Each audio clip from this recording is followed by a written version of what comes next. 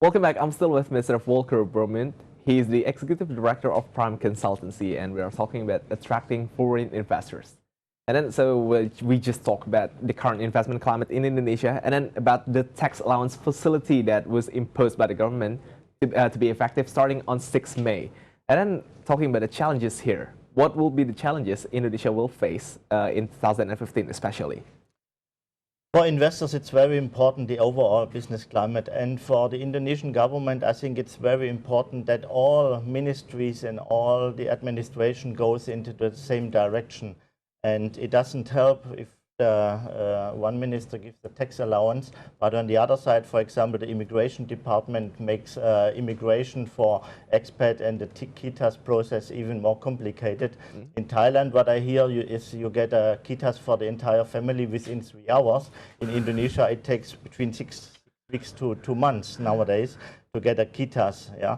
Also, for example, the public discussion if foreigners which are necessary to build up a business here for the investors have to speak Bahasa. Of course, it would be nice if everybody speaks Bahasa, but on the other side, the foreign investors, they bring in specialists, typically for the first 1 or 2 years. And then they move on to the next country. If they would have to learn in each country the language just to stay there for 2 years, that would be impossible. So for foreign investors to bring in their specialists and, by the way, ask them before they come to learn the Bahasa, yeah, I think that's something which is not very attractive. These are all small things, but overall, all these small things, they add up to the business climate. And if Indonesia is not pulling the strings all in one direction and all the administration is pro foreign investment, then I see still problems getting foreign investors here in. So what we need now is about the synchronization between Investment Coordinating Board or BKPM, who wants to ease the investors to invest in Indonesia, and the government, some of the institutions in the government who wants to make it more difficult. Yes. Isn't it? Another example is, for example, the education system. Yeah. I think Indonesia has changed in the last 1 or 2 years the curricula that the primary children don't learn any longer English. Yeah. So to have a good workforce and an international workforce, you need to have a good education. That means that your staff has to speak also English. Yeah. Another area is for example, the universities. What I know is that it's very difficult for universities to bring in foreign professors to, let's say, beef up the knowledge in the universities. And so you have to improve on the education side and bring in foreign talent. Yeah. Indonesians, 200,000 and more people are going every year for medical treatment to Singapore or somewhere else. It's not good. It's not because the facilities are not good here.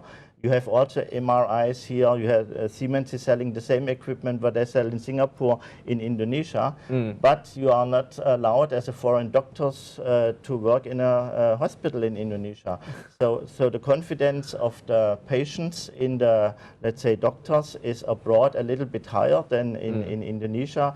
If Indonesia would open up and has a medical system where also foreign doctors can practice here, that would, let's say, give confidence to the overall also investment climate.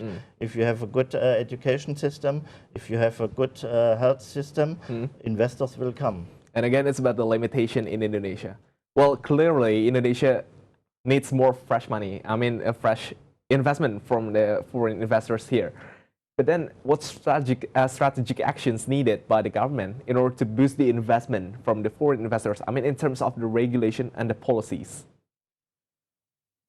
Again, the government itself can give the framework, but investors look to the business climate and look in the potential the country gives. So if the population, like in Indonesia, is young, it's very fast growing, there is a huge demand, the gross domestic product is increasing, they will come. The government can support and accelerate it by good policies, and policies which all pull in the same direction and invest foreign investors. Yeah, and that can be in all segments. Yeah? But important is the overall feel-good factor of an investor to come to a country and not to feel threatened by the administration, by the court system, by the police, by the tax office, but they feel welcome, and there is a even level playing field amongst foreign investors with local investors. Okay, so we hope for the Indonesian business climate to be more conducive in terms of attracting foreign investors to come to Indonesia.